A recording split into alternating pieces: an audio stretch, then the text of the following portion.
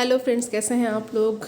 मेरे चैनल पे आप लोगों का बहुत बहुत वेलकम है फ्रेंड्स। और मैं हूँ रूही, और जितने भी लोग मेरे चैनल पर हैं, मेरे सब्सक्राइबर हैं, उनको मेरा बहुत बहुत थैंक्स है। और फ्रेंड्स, आज मैं जो आप लोगों के लिए टॉपिक लेकर के आई हूँ, ये ब्लड सर्कुलेटरी सिस्टम का ही टॉपिक है, और ये है इलेक्ट्रोकार्डियोग्राम, तो ECG। तो आज मैं आप लोगों को ECG बताऊँगी और कुछ और जो इम्पोर्टेंट टॉपिक है उनके बारे में डिस्कशन करूँगी। और फ्रेंड्स, इसके बाद मैं आपके लिए एक नया चैप्टर लेकर के आऊँगी। ओके, तो आप लोग अपनी प्रिपरेशन को कंटिन्यू करिए, और बिल्कुल भी आप लोगों को परेशान होने की ज़रूरत नहीं है। जितने भी एग्ज़ाम्स हैं वो होंगे, और जहाँ तक रही TGT PGT के एग्ज़ाम्स की बात, तो उनके भी एग्ज़ाम्स की जो भी डेट्स हैं वो भी आने वाली हैं। तो चलिए फ्रेंड्स, यहाँ पे जो इलेक्ट्रोकार्डियोग्राम है इसके बारे में मैं आपको बता देती हूँ। तो देखिए, यहाँ पे जो पेस मेकर रीजन होता है हार्ट का, यानी कि जो SA नोड है, ओके, ये जो स्पॉन्टेनियस डीपोलराइजेशन को शो करती है। ओके, यहाँ पर आपको एक डायग्रामेटिक रिप्रेजेंटेशन मिल रहा होगा। स्टैंडर्ड जो ECG है यानी इलेक्ट्रोकार्डियोग्राम है, आप लोगों ने लगभग हर किसी ने ये देखा होगा। रियल में नहीं देखा होगा तो मूवीज़ में देखा होगा, किसी प्रोग्राम में देखा होगा। ओके, तो की पेशेंट हैं और वो इलेक्ट्रोकार्डियोग्राम लगा हुआ है, और उस पर उनका पूरा हार्ट का जो है बीट का रिकॉर्ड आ रहा है। ओके, तो जो पेसमेकर रीजन होता है, जैसा कि मैंने प्रीवियस लेक्चर में बताया हुआ था, ओके, जो SAN था, SA नोड था, तो ये क्या होता है यहाँ पे कि जो ये डीपोलराइजेशन होता है और उसको एग्जिबिट करता है।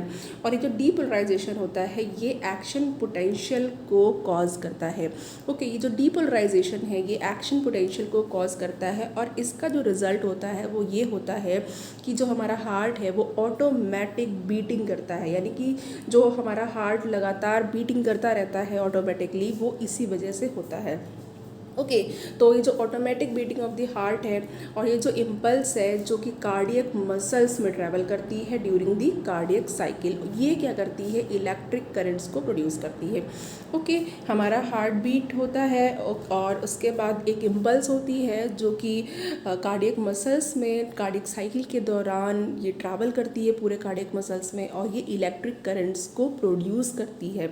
और ये जो इलेक्ट्रिक करंट्स होती हैं ये बॉडी फ्लूइड के थ्रू कंडक्ट होती हैं, यानी कि बॉडी के जो फ्लूइड्स हैं वो इन्हें कंडक्ट करके बॉडी के सरफेस तक ले जाते हैं, जहाँ पर ये जो करंट है उसको एम्पलीफाई किया जाता है, और एम्पलीफाई करने के बाद इसको डिटेक्ट करते हैं। कैसे डिटेक्ट करते हैं, इलेक्ट्रोड्स को प्लेस किया जाता है स्किन के ऊपर, चेस्ट के ऊपर इलेक्ट्रोड्स को और प्लेस किया जाता है, और उसके बाद फिर यहाँ से जो इलेक्ट्रिकल इम्पल्स है, इलेक्ट्रिकल जो करंट है वो रिकॉर्ड कर दी जाती है, और ये जो रिकॉर्ड किया जाता है इलेक्ट्रोकार्डियोग्राम होता है, यानी कि ECG होता है, यानी कि इसी को एज एन ECG रिकॉर्ड कर लिया जाता है। और इसको डिस्कवर किसने किया था, इसको डिस्कवर किया था इंथोवेन ने। ओके, इंथोवेन ने डिस्कवर किया था, और इन्हें ही फादर ऑफ इलेक्ट्रोकार्डियोग्राफी भी कहा जाता है।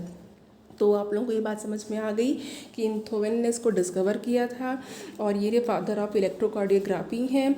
और ECG में मेनली होता क्या है, ECG में मेनली जो हमारा हार्ट बीट करता है, ओके, ये क्या होता है, ये एक स्पॉन्टेनियस एक्शन होता है, ऑटोमेटिक एक्शन होता है ये। और जो इम्पल्स होती है वो कार्डियक मसल्स के द्वारा कार्डियक साइकिल में एक इलेक्ट्रिक करंट को प्रोड्यूस करती है, और ये जो इलेक्ट्रिक करंट होती है ये बॉडी फ्लूइड के द्वारा हमारी बॉडी के सरफेस पे लाया जाता है। इसीलिए बॉडी के सरफेस पे, यानी कि हमारे चेस्ट एरिया और जो यहाँ पे एब्डोमेन एरिया पे आपने देखा होगा इलेक्ट्रोड्स लगाए जाते हैं, और इसके बाद ये जो वेव होती हैं उनको एम्पलीफाई किया जाता है, और ये यहाँ पे ECG रिकॉर्ड कर लिया जाता है। ओके, तो ये जो इलेक्ट्रोकार्डियोग्राम यानी ECG है, ये एक ग्राफिकल रिप्रेजेंटेशन होता है इलेक्ट्रिकल एक्टिविटी ऑफ हार्ट का during the cardiac cycle. Okay, ये एक ग्राफिकल रिप्रेजेंटेशन है। हम लोग इसको क्यों पढ़ते हैं, ये हम लोग को पढ़ना क्यों ज़रूरी है, आपके अपने नॉलेज के लिए भी पढ़ना ज़रूरी है। ओके, क्योंकि आपको ये बहुत ही इम्पॉर्टेंट पार्ट ऑफ लाइफ है ECG, तो ये आपको पता होना चाहिए। ओके, प्लस दूसरी चीज़ ये कि एग्ज़ाम में जो भी एग्ज़ाम्स होते हैं आपके, उसमें ECG की जो वेव होती हैं, यहाँ पर आप देख रहे हैं PQRST, इसके बारे में क्वेश्चन पूछा जाता है। ओके, तो आपको इनकी वेव्स के बारे में पता होना चाहिए, जो कि मैं आगे आपको बताऊँगी। नाउ जो मशीन यूज़ करते हैं इलेक्ट्रोकार्डियोग्राम को पाने के लिए या ऑब्टेन करने के लिए, इस मशीन को इलेक्ट्रोकार्डियोग्राफ कहते हैं। कंफ्यूज मत होइएगा, ये ऐसा सुनने में लग रहा है कि जो ग्राफ है उस पर रिकॉर्ड किया जाएगा, लेकिन ऐसा नहीं है। जो ग्राफ है ये मशीन है, और ये जो आपका जो डिग्रामेटिक रिप्रेजेंटेशन आप देख रहे हो ये इलेक्ट्रोकार्डियोग्राम है। ओके, और ये जो टेक्निक होती है इस टेक्निक को कहा जाता है इलेक्ट्रोकार्डियोग्राफी। तो ये जो टेक्निक है ये टेक्निक कहलाती है इलेक्ट्रोकार्डियोग्राफी। और ये जो स्टैंडर्ड ईसीजी है इसको ऑब्टेन करने के लिए जो पेशेंट होता है उसको मशीन से कनेक्ट किया जाता है with 3 electrical leads. Okay, 3 electrical leads लगाई जाती हैं, एक रिस्ट पे लगाई जाती है और एक लेफ्ट एंकल पे भी लगा सकते हैं, वहाँ लगाई जाती है। ओके, तो इस तरीके से इसको ऑब्टेन कर लिया जाता है। नाउ अब यहाँ पे हम लोग वेव के बारे में पढ़ेंगे जो हमारा मेन कंसर्न है एग्ज़ाम पॉइंट ऑफ व्यू से। तो पहला है हमारे पास पी वेव। तो जो पी वेव होती है वो स्मॉल अपवर्ड वेव है। ओके, यहाँ पर आप एक बार देख लीजिए। तो जो पी वेव है ये स्मॉल अपवर्ड वेव है, और ये क्या रिप्रेजेंट करती है, ये इलेक्ट्रिकल एक्साइटेशन को रिप्रेजेंट करती है या फिर डीपोलराइजेशन को रिप्रेजेंट करती है ऑफ द आर्टरिया, यानी कि जो ऑरिकल और वेंट्रिकल हमारे हार्ट के चेम्बर हैं तो उसकी बात की जा रही है कि आर्टरिया के डीपोलराइजेशन या फिर इलेक्ट्रिकल एक्साइटेशन को रिप्रेजेंट करती है। ओके, और ये पी जो है वो स्मॉल वेव है, अपवर्ड है, यहाँ पे कुछ भी डाउनवर्ड अभी आपको नहीं मिल रहा है, अपवर्ड है ये। देन उसके बाद ये जो दोनों आर्टरिया हैं उसके कॉन्ट्रैक्शन को लीड करती है। ओके, नाउ सेकेंड पॉइंट है हमारे पास। सेकेंड पॉइंट में हम देखेंगे ये जो है आपका QRS वेव कॉम्प्लेक्स है। यहाँ पे देखिए, यहाँ पे QRS वेव कॉम्प्लेक्स आपको दिख गया। नाउ तो ये जो QRS वेव कॉम्प्लेक्स है ये वेंट्रिकल के डीपोलराइजेशन को रिप्रेजेंट करता है। ओके, तो ये जो QRS है वो वेंट्रिकल के डीपोलराइजेशन को रिप्रेजेंट करता है, और ये वेंट्रिकुलर कॉन्ट्रैक्शन जो को इनिशिएट करता है, यानी कि ventricular systole. Contraction means systole and relaxation means diastole. तो ये जो QRS वेव कॉम्प्लेक्स है ये वेंट्रिकल के डीपोलराइजेशन को रिप्रेजेंट करता है, जो कि वेंट्रिकुलर कॉन्ट्रैक्शन को इनिशिएट करता है। ओके, नाउ ये जो कॉन्ट्रैक्शन ऑफ वेंट्रिकल्स है ये सिर्फ शॉर्टली जब Q के तुरंत बाद ये स्टार्ट हो जाता है, शॉर्टली आफ्टर Q ये स्टार्ट हो जाता है, और इसको जो बिगिनिंग ऑफ सिस्टोल होती है तभी मार्क कर लिया जाता है, यानी कि सिस्टोल की शुरुआत में इसको मार्क किया जाता है, चिन्हित कर लिया जाता है। नाउ अब यहाँ पे हमारे पास जो थर्ड है ये है टी वेव। जो टी वेव है ये क्या रिप्रेजेंट करती है, ये रिप्रेजेंट करती है कि जो वेंट्रिकल होते हैं वो एक्साइटमेंट से या एक्साइटेड पोजीशन से नॉर्मल स्टेट में जब रिटर्न होते हैं, यानी कि जो टी वेव है वो ये शो करती है कि जो वेंट्रिकल है वो कब नॉर्मल से एक्साइटेड स्टेट से कब नॉर्मल स्टेट में वापस आ गई। ओके, वेंट्रिकल फ्रॉम एक्साइटेड यानी depolarise to normal state. Normal state को कहेंगे रीपोलराइजेशन और एक्साइटेड स्टेट को कहेंगे डीपोलराइजेशन।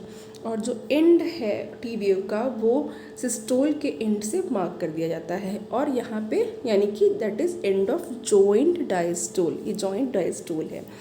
नाउ अब यहाँ पे जो कुछ पॉइंट हैं कि ये जो काउंटिंग है नंबर ऑफ QRS कॉम्प्लेक्स की वो एक गिवन टाइम पीरियड में होता है, यानी कि जो हार्ट बीट का जो रेट है ऑफ एन इंडिविजुअल वो डिटरमाइन करता है, एंड जो ECG है वो डिफरेंट इंडिविजुअल के द्वारा ऑब्टेन किया जा सकता है एंड हैव रफली the same shape of the given lead configuration, और लगभग सेम ही कॉन्फ़िगरेशन का ये होता है। नाउ जो ECG है वो ग्रेट क्लिनिकल सिग्निफिकेंस है इसका किसी और as an deviation from the shape. Okay, ये क्या इंडिकेट करता है, अगर डेविएशन है शेप से तो ये इंडिकेट करता है कि कुछ डिजीज़ है या एबनॉर्मेलिटी है।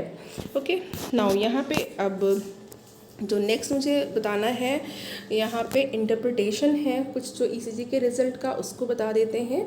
तो देखिए जो पी वेव अगर इन्लार्जमेंट हो रहा है इसका, तो इसका मतलब आर्टरिया का इन्लार्जमेंट हो रहा है, वो बड़ा साइज़ का हो रहा है। नाउ अब यहाँ पे अगर Q एंड R वेव का इन्लार्जमेंट हो रहा है तो ये इंडिकेट करता है कि यहाँ पे कुछ हार्ट अटैक का कुछ सिम्टम है, यानी मायोकार्डियल इन्फार्क्शन है, तो हार्ट अटैक का सिम्टम है। एंड अगर ST सेगमेंट एलिवेट हो रहा है मायोकार्डियल इन्फेक्शन में तो और डिप्रेस्ड हो रहा है जब हार्ट मसल इनसफिशिएंट ऑक्सीजन को रिसीव करती है। नाउ टी वेव वो फ्लैट होती है जब हार्ट मसल इनसफिशिएंट ऑक्सीजन को रिसीव करता है, जैसा कि एथेरोस्क्लेरोटिक हार्ट डिजीज़ में होता है। ओके, एथेरोस्क्लेरोटिक हार्ट डिजीज़ आप जानते ही हैं। ओके, नाउ जब कोलेस्ट्रॉल का एक्सेस हो जाता है तब भी ये अटैक आता है, ये डिजीज़ हो जाती है। अब यहाँ पे देखिए जो मॉनिटरिंग मशीन जो है इलेक्ट्रोकार्डियोग्राफ, ओके, ये क्या करता है, ये एक साउंड क्रिएट करता है पिप पिप पिप, फिर उसके बाद पी करके। नाउ अब यहाँ पे क्यों, क्योंकि जो पेशेंट है उसका कार्डियक अरेस्ट हो जाता है, तो इसलिए ऐसी साउंड आने लगती है। नाउ नेक्स्ट हम जो बात करना चाहते हैं वो है कि जो हार्ट एफिशिएंसी होती है नॉर्मल पर्सन की, उसको देख लेते हैं। उसके बाद देन यहाँ पे आर्टिफिशियल पेसमेकर क्या होता है इसके बारे में बात करेंगे। तो देखिए जो हार्ट एफिशिएंसी होती है नॉर्मल पर्सन की, तो हार्ट एफिशिएंसी जो है नॉर्मल पर्सन की उसके बारे में बात कर रहे हैं। तो यहाँ पे देखिए फ्रेंड, जो इजेक्शन फ्रैक्शन है यानी ईएफ है, वो क्या होता है, ये एक ऐसा मेजरमेंट है और इसको फिजिशियन के द्वारा यूज़ किया जाता है क्या करने के लिए कि हमारा जो हार्ट है वो कितनी अच्छी तरीके से फंक्शन कर रहा है। और जो इजेक्शन है वो ये रिफ़र करता है कि जो हमारे ब्लड का जो अमाउंट है जो कि हार्ट के मेन पंपिंग चैम्बर से जो कि पंप आउट होके बाहर जा रहा है लेफ्ट वेंट्रिकल में during the each heart beat.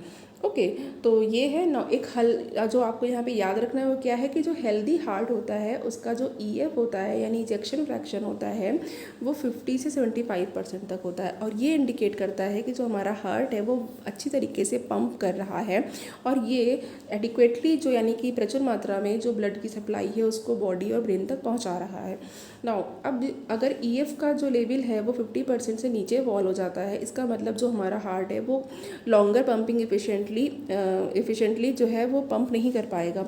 Okay, और जो बॉडी की नीड्स है उसको मीट नहीं कर पाएगा, इसका मतलब कि हमारे हार्ट की मसल वीक हो गई हैं। ओके, नाउ जो अब ये बात याद रखने की है, ध्यान में रखने की है, जो हेल्दी हार्ट है वो 100% ब्लड को पंप आउट नहीं कर सकता है। ओके, तो जो कुछ ब्लड होता है हमेशा हार्ट में बना रहता है, तो ये मत सोचिएगा कि हमारा हार्ट 100% ब्लड को पंप आउट कर देता है। नाउ अब आर्टिफिशियल पेसमेकर की बात करते हैं, क्योंकि एग्जाम में पूछा जाता है। तो जो आर्टिफिशियल पेसमेकर होता है एक मेडिकल डिवाइस होती है जो कि इलेक्ट्रिकल इम्पल्स को क्रिएट करने के लिए यूज़ किया जाता है, और इसे इलेक्ट्रोड के द्वारा हार्ट की मसल को कॉन्ट्रैक्ट करने के लिए यूज़ किया जाता है, डिलीवरी किया जाता है।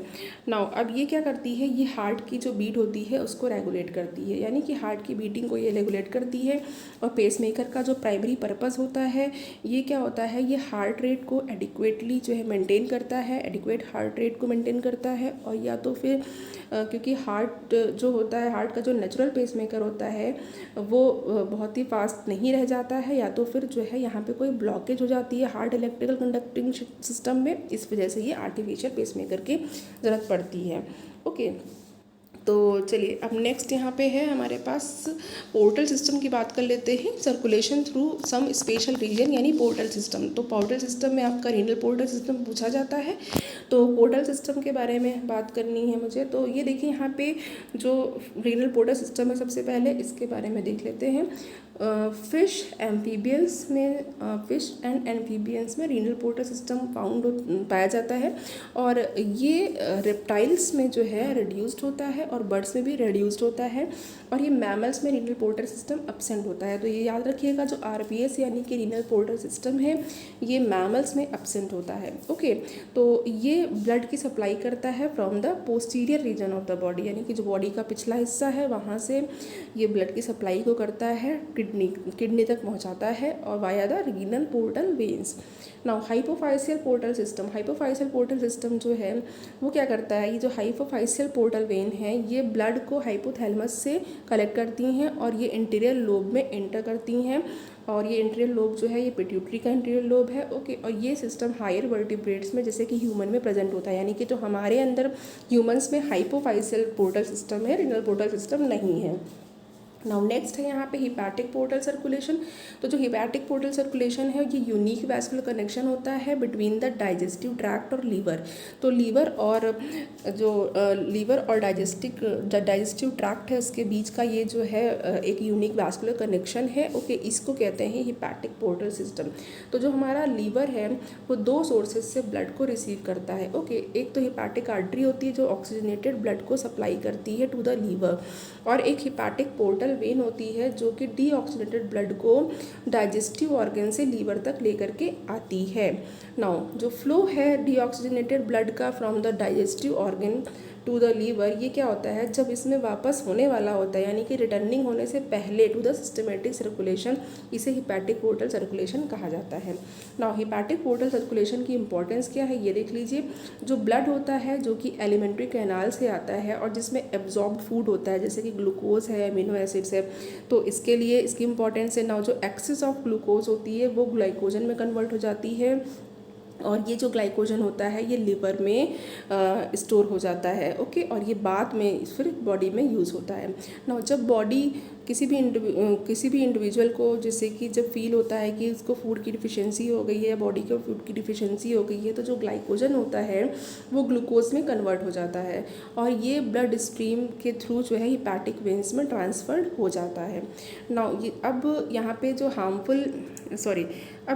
हार्मफुल जो नाइट्रोजनस वेस्ट हैं जैसे कि आपका अमोनिया है वो क्या होता है, वो यूरिया में कन्वर्ट हो जाता है जो कि बाद में किडनी के द्वारा हटा दिया जाता है या रिमूव कर दिया जाता है, एक्सक्रीट आउट कर दिया जाता है। नाउ जो ब्लड है वो डिटॉक्सीफाइड या प्यूरिफाइड करता है हार्मफुल नाइट्रोजनस वेस्ट को। ओके, नाउ अब जो लिवर है वो ब्लड प्रोटीन्स को प्रोड्यूस करता है जो कि ब्लड सर्कुलेशन में पुट कर दी जाती हैं या वहाँ पे डाल दी जाती हैं।